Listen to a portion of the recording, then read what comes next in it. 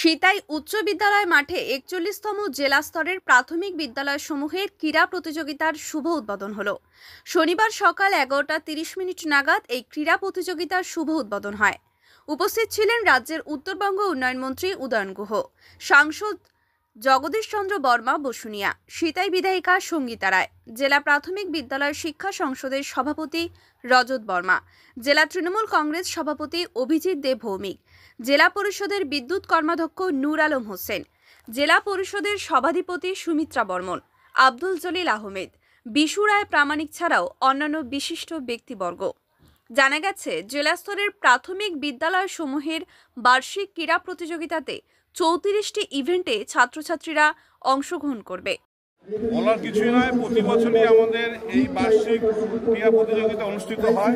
এবার ৪১তম বার্ষিক ক্রীড়া প্রতিযোগিতা, যেটা আমাদের সিতাই হাই স্কুলের মাঠে অনুষ্ঠিত হচ্ছে। কুচবিহার ডিস্ট্রিক্টের যে খেলাটা ডিপিএসসি অর্গানাইজ করে থাকে, সিতাই পঞ্চায়েত সমিতির ব্যবস্থাপনা সুন্দরভাবে আয়োজিত হয়েছে এবং এইরকম সুন্দর আয়োজন সত্যি অভিভূত করে আমাদেরকে।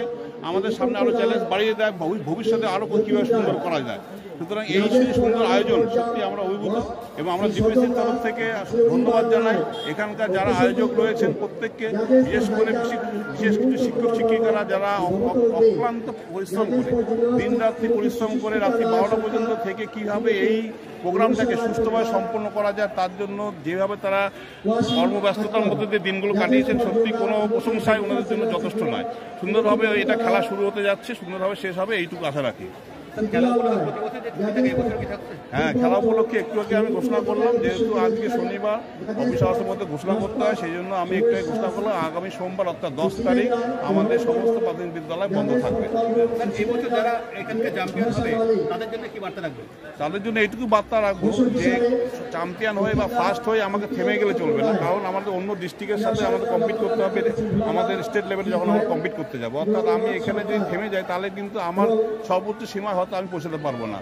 আজকে যদি কেউ 10 সেকেন্ডে একটা জিনিস শেষ করলো, সেটা কী হবে আর একটু কমায় 9.5 সেকেন্ড বা 9 সেকেন্ডে আনা যায় সেটা চিন্তা করতে হবে। অর্থাৎ ভালোর কোনো শেষ নেই, সুতরাং চেষ্টা আমাকে চালিয়ে যেতে হবে।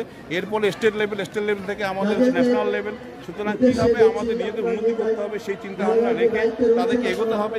সেই চিন্তাভাবনাকে বাস্তবায়িত করার ক্ষেত্রে আমাদের ডিপিএসসি তলা আমাদের বিভিন্ন প্রাথমিক বিদ্যালয় বিভিন্ন শিক্ষক শিক্ষিকারা সদা তৎপর রয়েছেন। অভিভাবকদের বলবো যথার্থভাবে সহযোগিতা করুন, আমরা সহযোগিতার হাত বাড়িয়ে দেবো কীভাবে সেই ছেলে মেয়েগুলোকে সঠিক উদ্দেশ্যে বা সঠিক দিকে নিয়ে যাওয়া যায়।